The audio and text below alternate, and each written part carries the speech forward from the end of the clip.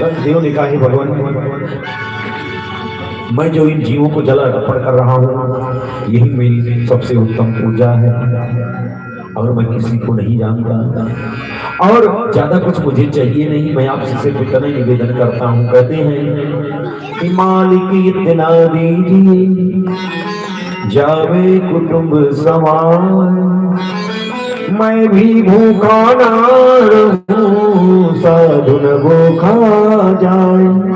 यानी रंगदेव ने कहा, प्रभु ज्यादा धन की इच्छा नहीं है, मुझे इतना ही चाहिए कि हमारा परिवार, हमारे परिवार का पेट भरता रहे, और अगर कोई संत महात्मा, कोई भिक्षुक, कोई भिखारी अगर भूखा हमारे द्वार पर आ जाए तो वो भूखा वापस ना जाए, और मुझे कुछ नहीं चाहिए।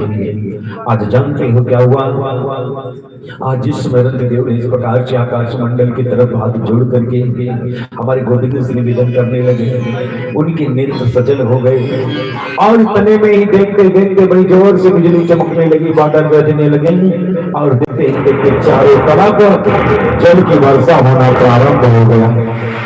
देखते ही देखते चारों तरफ जल ही जल दिखाई देने लगा, और उसी समय हमारे गोविंद चतुर्भुज रूप में प्रकट हो जाते हैं। सुखदेव जी कहते, राजन, आज भगवान चतुर्भुज रूप में प्रकट हुए, तुरंत रंगदेव भगवान के चरणों पर गिर पड़े। मेरे गोविंद ने उठा करके रंगदेव को अपने हृदय से लगा लिया। भगवान ने कहा, राजन, आज तुम अपनी परीक्षा में पास हुए, बताओ आज मैं तुम्हारी जो इच्छा वो वरदान मांग लो। सुखदेव जी कहते, राजन, रंगदेव ने कहा, प्रभु मुझे कुछ चाहिए नहीं, लेकिन हे प्रभु, आज मैं आपसे निवेदन करता हूँ कि जिस तरह से आपने हमारी परीक्षा ली है, इस तरह से किसी की परीक्षा मत लीजिए।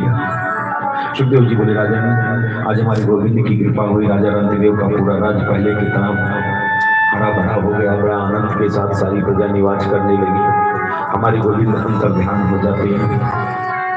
सुखदेव जी बोले, राजन, इस प्रकार से मेरी गोविंद की कृपा राजा रंगदेव के ऊपर हो जाती है।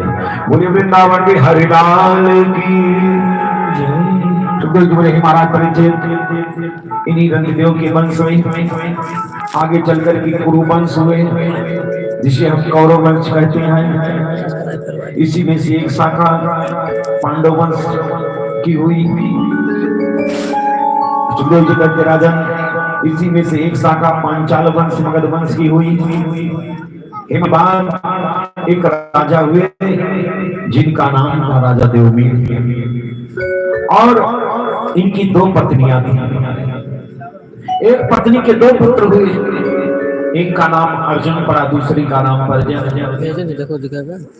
और दूसरी पत्नी के एक पुत्र हुए जिनका नाम सूरसेन हुआ। सुखदेव जी कहते, राजन, अर्जुन परजन के 9 पुत्र हुए जिन्हें हम नौनंद कहते हैं, वही नंद बाबा जो गोकुल में रहते हैं। और जो दूसरी पत्नी के बेटे सूरसेन है, सूरसेन के पुत्र वासुदेव आदि हुए। सुखदेव जी के राजन, वासुदेव जी महाराज की 7 पत्नियां हैं, गौर में रोहिणी, भद्रा, मदिरा, रोचना, इला, देवकी आदि। ये 7 पत्नियां वासुदेव जी की हैं। सुखदेव जी कहते हैं, महाराज, परिचय आज जानते हो क्या हुआ?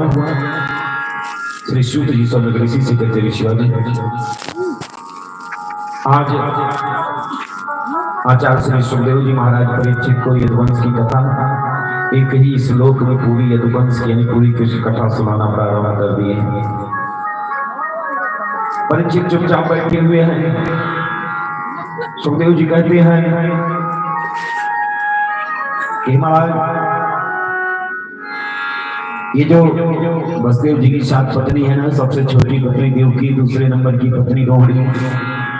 देवी रोहिणी के पुत्र जल्दी नहीं हो रहा था। जब देवकी के 6 पुत्र हुए हो गए, तब रोहिणी के पहला पुत्र हुआ जिसका नाम बलराम पड़ा।